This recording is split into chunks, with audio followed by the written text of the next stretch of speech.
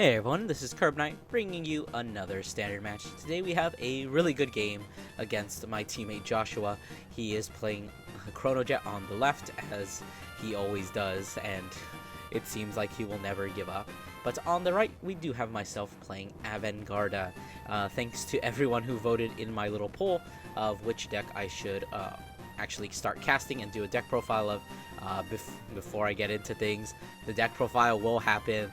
Please, you in the comments who's furiously typing it out after watching, 30 seconds of the video, I am going to do it. So if someone comments that they want a deck profile, I will be very upset, and you should be very disappointed in yourself for doing that. Anyways, I guess we can actually get into the game itself. We do see Joshua going for his classic Zargon play, of course. Two reasons why I don't want to block that, because obviously one, if a 15k is only a 1 to pass, which is super risky and definitely not worth, and two, I do actually need the CB if I draw into a Hathaway so that I can actually use the skill to draw a card. So either way, it's a win-win for me. There's no reason for me to not take it. Of course, the only disadvantage is that Joshua is going to get 2 extra cards in the soul, which does mean translate to another GG proc. But, you know, sometimes you have to live with things. Anyways, we do see myself using the Habitable Zone here. Do note that Habitable Zone is actually really good in this deck. It allows you to play that order package that Ava is famous for. But you do have to take note that you don't Soul Blast your starter, because in order to actually do anything in the deck, you do need to keep Sora period in the soul for whatever reason. But anyways, I'm going to be swinging boosted, forgetting to countercharge there. Do note that Hathaway does countercharge as long as your Vanguard is, well, it gets the skill as long as your Vanguard is a blue Dester, meaning you can use it from grade 1 to 2. But whenever it boosts, if you did put a set order into the order zone this turn, you do actually get to countercharge when it boosts. And it does also get an extra 2k, but that's not really super relevant. 18 and 20 are not really that different of a number. Of course, Joshua is not going to block that for the same principle. 15k is a 1 to pass and definitely not worth the risk, especially since I do end up flipping over that critical trigger, pushing Joshua to 2 already. And more importantly, I actually damage, it's kind of hard to see here, his 1 copy of the order from set, is it set 12 or set 11? I think it's set 11. Yeah, set 11 was the order set.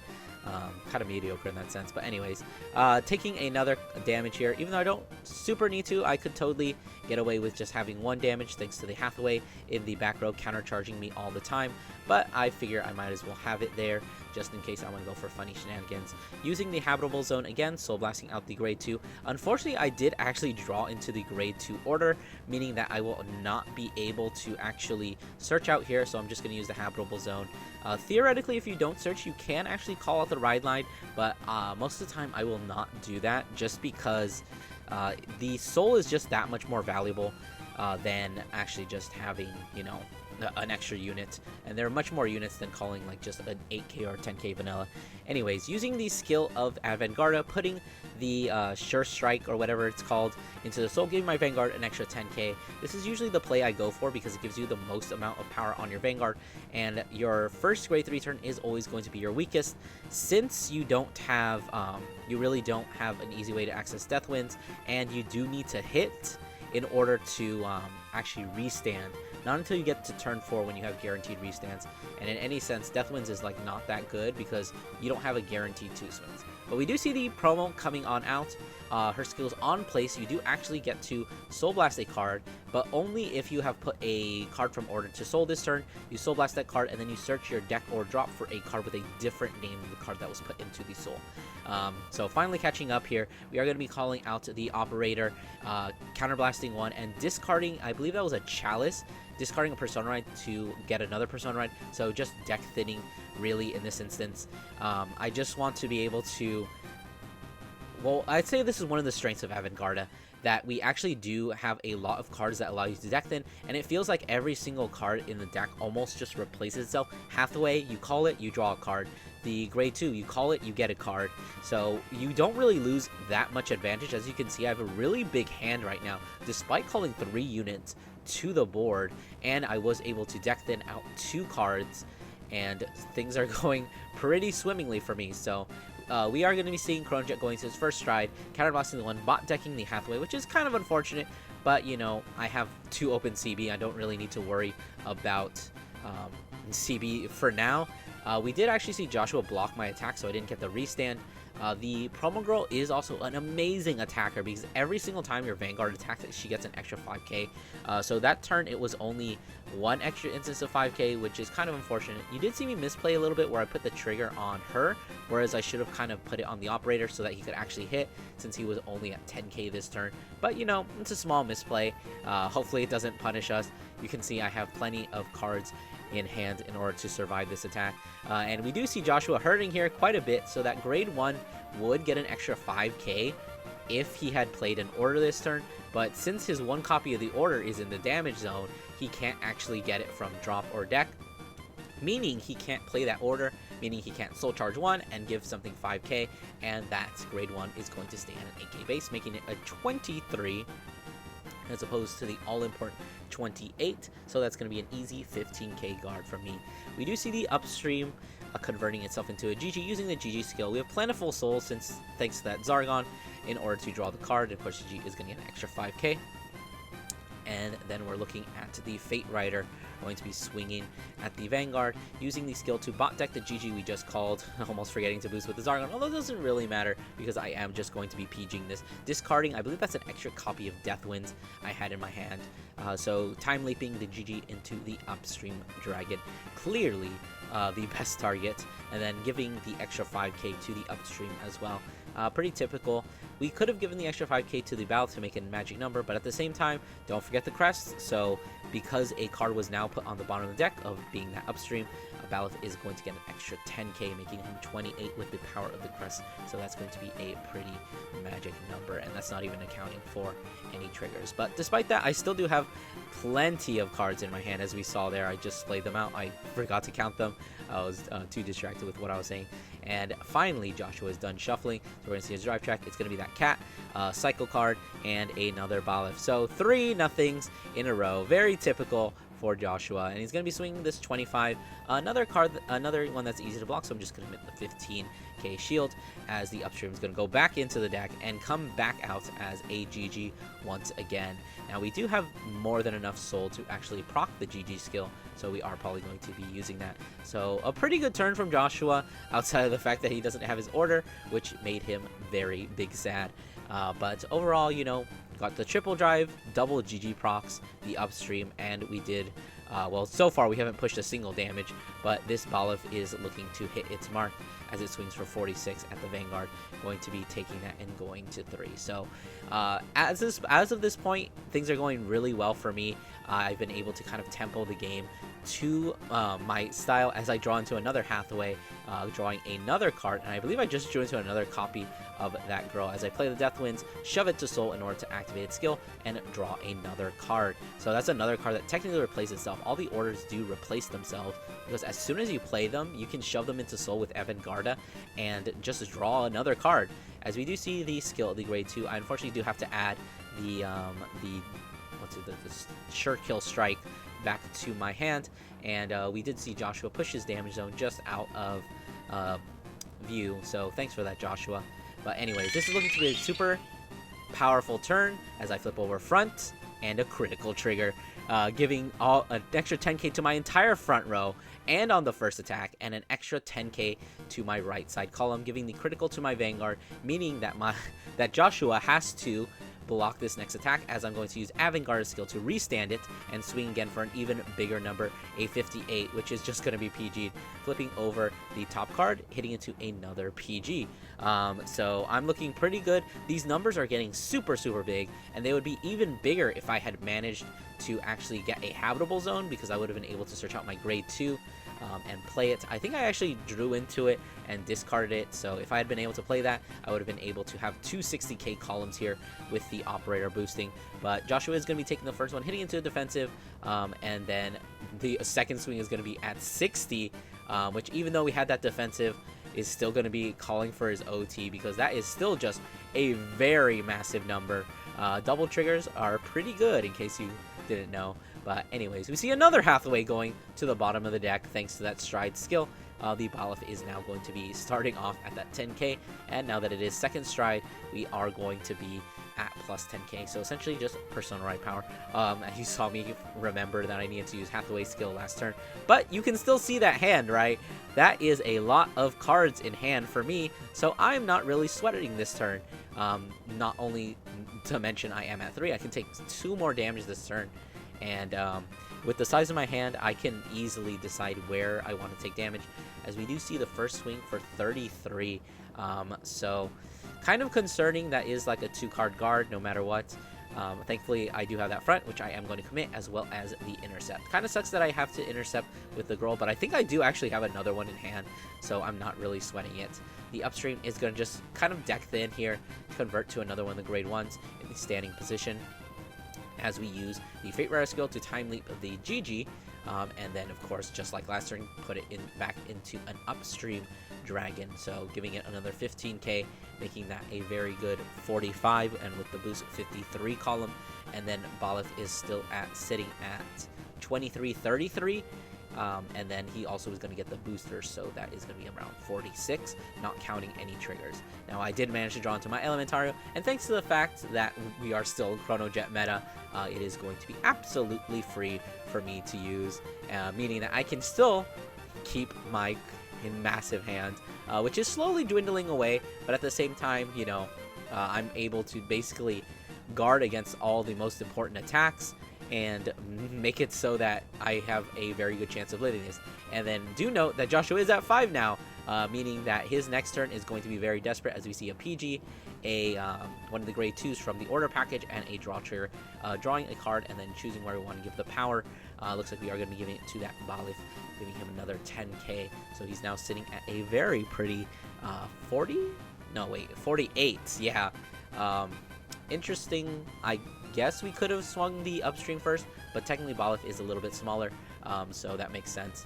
But swinging at the rear guard, because that is a very annoying rear guard, and then I'm finally going to take 1 damage as this 58 comes in. Just way too big. It's just easier to take it.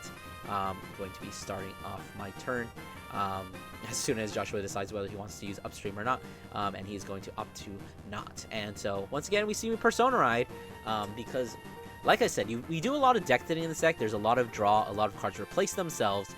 So finding your Persona Ride isn't actually as hard as you would think in the deck. But yeah, so it's pretty easy to get to it. I honestly don't even use the operator that much. But we do see me using the grade 2 here, because obviously that's the only order I have left in hand. Playing it, putting it soul, drawing card, and then calling out the copy of the grade 2. It would have been nice if I could have kept the other one around last turn, but unfortunately I was not able to, so we're just gonna have to deal with this now. My Vanguard is definitely a little bit weaker at 38, but the funny thing is I've actually locked out Joshua from being able to intercept or play any blitz orders. So in my mind, I'm thinking, oh, that it doesn't matter, he already uses Elementario, what's the point? But if you take a close look at Joshua's hand, I completely forgot that he actually plays another blitz order in his deck, and what do you know, he managed to draw into it. And that is a 25k shield that also guards against over trigger, which he has not yet seen in this deck. And he has just come into a turn where he has to discard a 25k guard, because there is no way he can actually use it this turn. As I flip over a crit, giving the power and I believe the critical to the operator, just so he hits better numbers. The other one is the lady is going to be getting an extra 10k thanks to my double Avantgarda swings, because I did actually manage to Persona Ride, meaning I will guarantee that restand. Kind of just deciding where I want to put the crit, because if I give it to the Van, that gives a lot more pressure. He has to guard it, and he has to like over guard it, and he can't really take any risks. So I think I do give the critical to the Vanguard, as I do actually drive check another Persona Ride, I believe my last one. And like I said, you thin the deck so much that actually getting those Persona Rides is not as difficult as you would seem, especially when you play 4, including the Chalice. And I'll talk more about the Chalice in the deck profile, but most of the time I don't really use it. It's kind of just there as a panic button. But anyways, Avantgarda swinging for 38 yet again. My opponent has to block this. Joshua has to block this, because this is a double crit attack, so he has to commit as much as possible. Would have been really nice if he had access to a 25k shield this turn, wouldn't it? But unfortunately he does not, so he has to calculate how much he needs in order to guard. So it does look like he does have another PG, but he needs to count up whether he has enough cards in hand, because remember, he can't intercept with that upstream, and both of these attacks are actually hitting for 30. So he's kind of counting how much he needs in order to block. So giving the 10k to that opera was definitely the right play, because it makes 30, which is a much better number than 20. And of course, I still have one more drive check. So if I can flip over something here, I think the game is pretty much mine, as we see Joshua only having about 40k shield in his hand, needing to also keep some stride fodder. So this is my favorite part, Joshua panicking as he slowly comes to the realization that he might not actually have enough cards in hand to guard. But theoretically, I think he does have enough to guard, so long as I don't flip over a single trigger from this one drive check. But we'll see how long it takes him to come to that daring realization of how screwed he is. But at the same time, even if Joshua does survive this, yeah, I'm going into third stride, but look at those cards in my hand. And you remember that I drove check a PG last turn, and I didn't actually... Wait, did I? No, I used the Elementaria last turn. So I still have at least one PG in hand, and I think I do actually have two others. As we do see him swing using the PG, discarding the Lemaine, calling out the cat, using its skill to put 2 ride deck cards face up into the ride deck and give it 15k shield, making that a 20k. And then this 30 is going to be swinging, guarding for 10, 15, 20, going to be just enough to survive, with the last card being that Bolif, meaning we will be able to stride as he discards it, drawing into a draw trigger. So definitely the correct play. So now this is actually where Chronojet's really scary, because with 4 face-up cards in the G zone, the entire front row is getting a double Persona Ride, meaning that is plus 20k to the front row. Now, that would be a little more concerning if I were at 5, but thankfully, I did a good job at tempoing out this match, meaning that I am at 4 damage, meaning I can at least take one of these swings, but 3 drive checks, the deck is a lot thinner. I should probably honestly check for crits left in deck, but assuming that he doesn't flip over too many crits, I should be able to guard all these attacks. So this first attack is going to be for 43 at the Vanguard. We did see Joshua take a long time deciding whether he wants to swing with an upstream or whether he wants to swing with the Bolif. I think maybe the Bolif would have been a little bit better, because it does have an extra 10k. I don't think we use stride skill there, so I do also have the double intercept in addition to all the cards in my hand, and I'm kind of just deciding what the best play is. I'm going to be guarding this first attack, just because it is probably one of the smallest ones, as I guard with 48 against that 43. The upstream is going to convert itself into another card as that grade 1, which still isn't doing anything because he hasn't managed to heal out the order to get back his order to hand and use it. But now I'm kind of debating, maybe I should have taken that first swing. Sometimes I will, because it is the safest damage attack. Like, if you're in this situation of no CB, you do want to take that first swing because it's the safest one, right? Because all these other swings have the possibility of hitting for crit.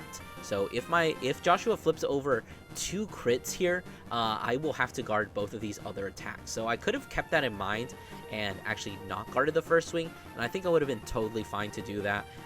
Just because, like I said, I'm at 4 and I can afford it, even though that was probably the smallest and one of the easiest swings to guard. Given my situation here, I think that was perfectly fine to guard that. I'm going to bank on him not hitting triple trigger, as we see a critical trigger coming off of the second, giving the power to the upstream that did not get the plus 25, and then opting to give another critical trigger, I believe once again, to that upstream, as this upstream swings for 83. But thankfully I do have another PG, so it doesn't even matter. So the upstream is going to be swinging for a 58, which is going to be just enough with that over trigger. Apparently 63 is another magic number, but even if he had given both of the trigger effects to that upstream, I believe I still had another 15k guard in my hand, so it didn't really matter whether he had given it there or not. I had the PG and I had the OT, so I was perfectly fine, as I'm going to be putting down my last Persona Ride, calling another Hathaway, drawing into exactly what I need. And then this is basically GG's. Joshua has 4 cards in hand. I'm going into this turn with the strongest possible board that I could. You see me trying to call Habitable Zone there. I actually don't have any more orders left in damage, so I'm not going to do it. Calling another one of the girls, just Soul Blasting, adding back the grade 2 to my hand. So I have the optimal board. There is no way that Joshua can survive this. This is just going to be way too much power, just like we saw 2 turns ago. And with only 4 cards and at 5 damage. Let's see how much damage we can do to Joshua with this swing. As I call down everything else, because fuck it, this is final turn. Let's swing. As we flip over crit, all effects van, crit, all effects van. Very nice. Anyways, I hope you guys enjoyed that much as I enjoyed playing this match. Don't forget to do all those YouTube things, like, comment, subscribe, and I'll see you guys in the next one.